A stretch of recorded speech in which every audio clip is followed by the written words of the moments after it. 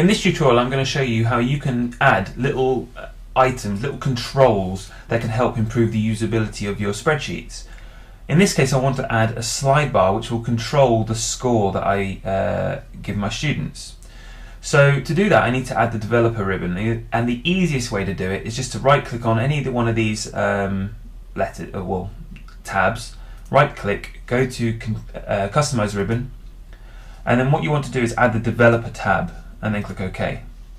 Once you've got the developer tab there, click on it, then go to insert, and you want to look for the thing that says scroll bar, which is this one, scroll bar form control.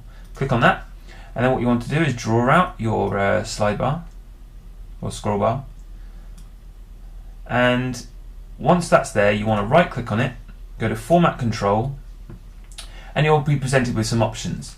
Now my test is out of 100, so the maximum score is 100, which is good, and I'm going to increment it by a score of 1 because I don't give half marks. The other thing I need to do is link it to a cell, so I'm going to click on cell link, and I'm going to click on the link, the cell I want it to link to, which is in this case is the score. Click back on that, feel free to add some shading or not, and click OK.